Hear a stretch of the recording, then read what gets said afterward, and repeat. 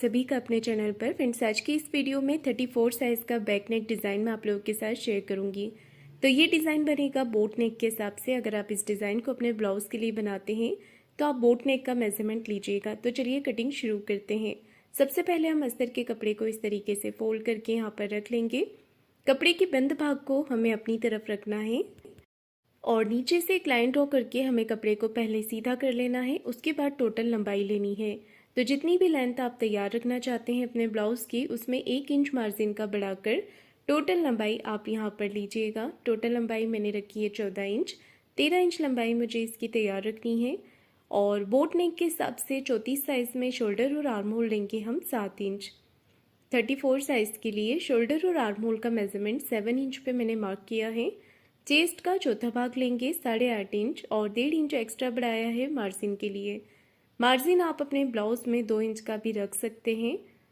यहाँ पर देखिए नीचे की तरफ हमने कमर का मेजरमेंट लेना है। जो भी आपका कमर का नाप होता है उसका चौथा भाग आप लीजिएगा। 1 इंच बैक पार्ट की प्लेट्स के लिए और 1.5 इंच का एक्स्ट्रा मार्जिन यहाँ पर लेना है। हाफ इंच ऊपर की तरफ करते हुए इस तरीके से मार्किंग कर लेंगे और 1 इंच पे हमें आर्म होल की गोलाई देनी है। डीप नेक में 1.25 इंच पर देते हैं बैक साइड की और बोट नेक में 1 इंच पर देनी होती है। आधा इंच मैंने यहाँ पर शोल्डर को डाउन कर दिया है। मार्किंग पूरी कर लेने के बाद हमने बैक पार्ट को इस तरीके से कट कर लेना है अस्तर के ऊपर।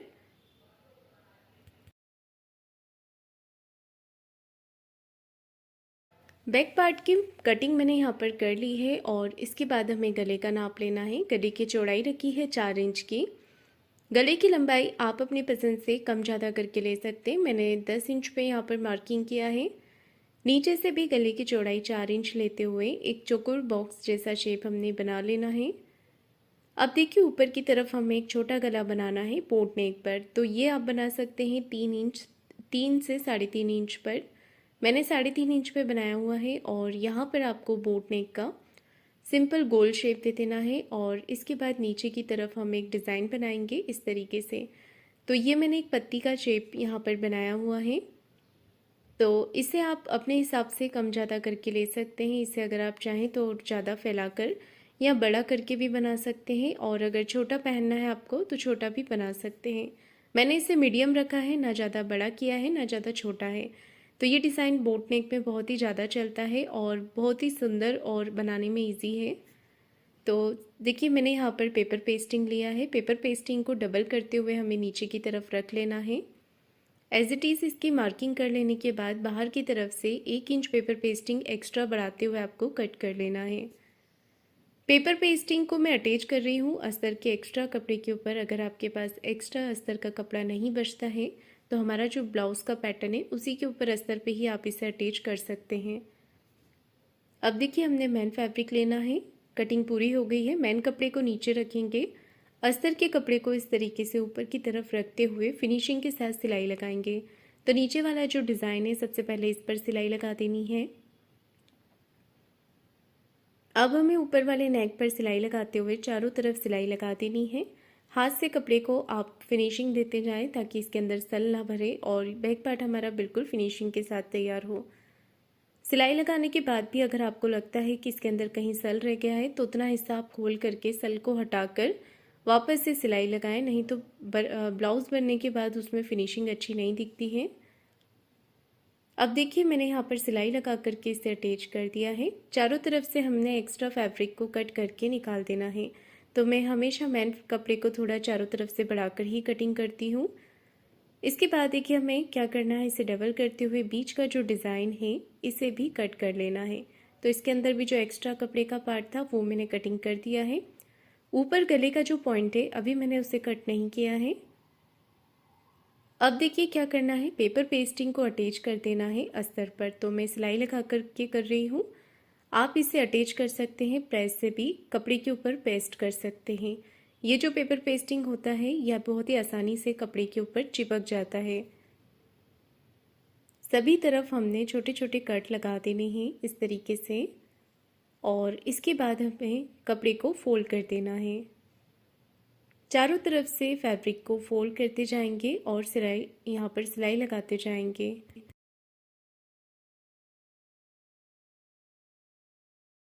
देना है। चारों तरफ से फैब्रिक को फोल्ड करते जाएंगे और यहाँ पर सिलाई लगाते जाएंगे।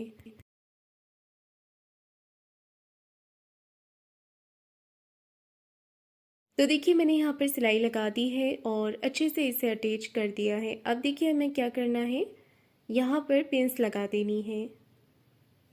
नीचे की तरफ पेपर पेस्टिंग वाले पार्ट को रख लेंगे और अच्छे से इस पर पिन लगा देंगे। अब आपको गले का शेप बनाते हुए सिलाई लगानी है। गले का जो पॉइंट है इसके दोनों तरफ के कॉर्नर आप अच्छे से बनाएं, तभी ये बाहर की तरफ फिनिशिंग से निकलते हैं और दोनों पॉइंट आपस में बराबर से मिलते हैं। तो ये आपको गला बनाते समय ध्यान रखना है, इसीलिए मैंने इसे पहले से कट नहीं किया था। अब हमें इसे बीच में से कट कर देना है और दोनों के बीच में गैप रखनी है कटिंग करने के लिए, नहीं तो ये कॉर्नर्स जो हैं वो खुल सकते हैं, तो इसका आप ध्यान रखिएगा। पूरे गले के पैटर्न्स पे छोटे छोटे कट लगा देने हैं। कॉर्नर्स पे कट अच्छे से लगाएं। कट्स लगाने के बाद हम इसे पलट करके सीधा कर लेंगे और दोनों तरफ की जो कॉर्नर की नोक है इसे कैंची की मदद से हल्का हल्का प्रेस करके हम अच्छे से बाहर की तरफ निकाल लेंगे।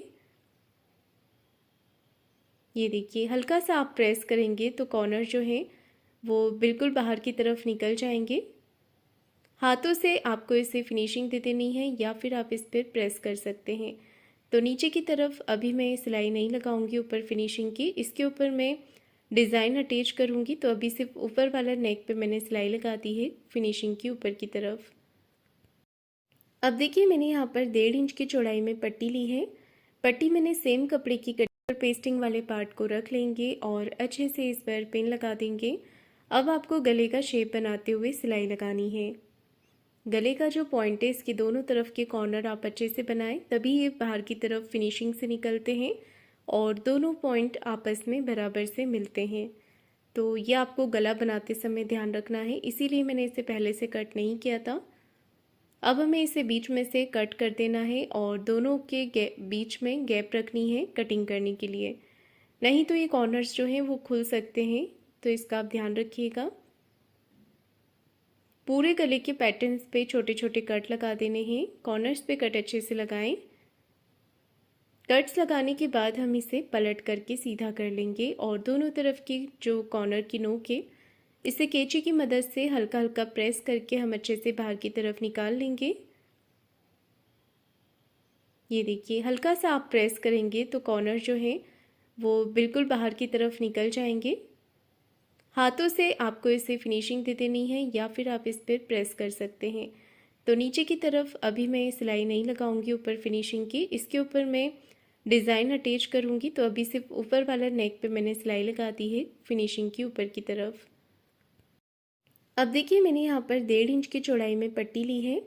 पट्टी मैंने सेम कपड़े की कटिंग की है, अगर आप चाहें तो अलग से कॉन्ट्रास्ट कपड़े की पट्टी भी बना सकते हैं। आधा इंच जितना मार्जिन छोड़ते हुए मैंने पट्टी को सिल लिया है, एक्स्ट्रा फैब्रिक को कट करके निकाल दिया है। अब देखिए हमें सुई धागे की मदद से इस पट्टी को पलट करके सीधा कर लेना है। ये देखिए इस तरीके से पट्टी को हम पलट करके सीधा कर लेंगे।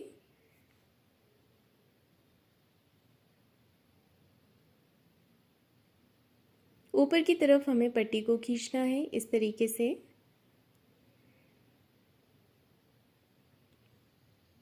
तो देखिए मशीन के ऊपर हम इसे बांध लेते हैं धागे को, तो ये बहुत ही जल्दी बाहर की तरफ निकल जाती है पट्टी। तो यहाँ पर आधा इंच की चौड़ाई की एक पट्टी मेरे पास तैयार हो गई है। अब मैं दूसरी पट्टी भी इसी तरीके से बना रही हूँ, इसमें कट कर लेना है। इस तरीके से देखिए मैंने पट्टी को यहाँ पर तैयार कर लिया है। अब इसे ब्लाउज़ के ऊपर लगाएंगे। तो गले के नीचे वाले पार्ट पर देखिए मैं इसे इस तरीके से अटैच कर रही हूँ। इस तरीके से देखिए पट्टी को फोल्ड करते जाएंगे और नीचे की तरफ लगाते जाएंगे। तो बिल्कुल थोड़ा थोड़ा गैप मैंने यहाँ पर रखा है।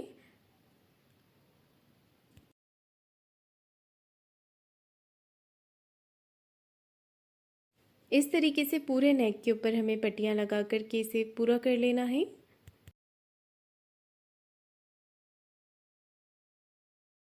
नेक के ऊपर मैंने ये पट्टियाँ अटैच कर दी हैं और इसके बाद देखिए हमें ऊपर की तरफ सिलाई लगा करके इसे पक्का कर लेना है। तो मैंने यहाँ पर इसे लॉक कर दिया है। इसके बाद देखिए हमें सेंटर से कपड़े को फोल्ड करना है और 4 इंच की लंबाई में प्लेट्स लगानी है। दोनों ही तरफ इसी तरीके से कमर में प्लेट्स लगा लेंगे। प्लेट्स अटैच करने के बाद अब मैं यहाँ पर नीचे की तरफ कमर पट्टी लगा रही हूँ। तो नीचे से आधा इंच का मार्जिन लेते हुए पट्टी को इस तरीके से हमने अटैच कर देना है।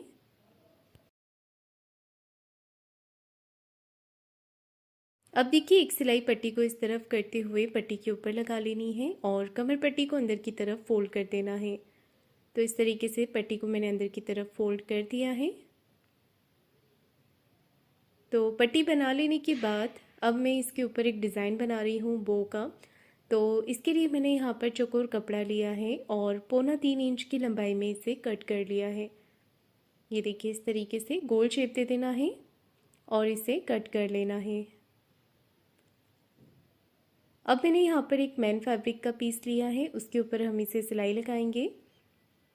तो पूरा गोलाई में आपको इसे सिल लेना है इस तरीके से।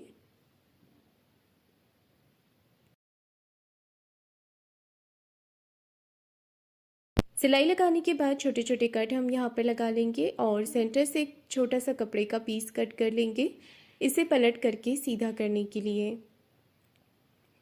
तो देखिए मैंने यहाँ पर इसे पलट करके सीधा कर लिया है। अब हमें यहाँ पर कॉर्नर की एक सिलाई लगा देनी है ऊपर की तरफ से।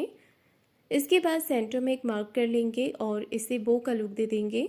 तो यहाँ पर आप सुई धागे से भी इसे टक कर सकते हैं, मैं मशीन से ही कर रही हूँ। अब एक पट्टी तैयार करके इसके ऊपर हमें अटैच कर लेनी है। तो यहाँ पर एक पट्टी तैयार करेंगे और इसके ऊपर हम लगा लेंगे।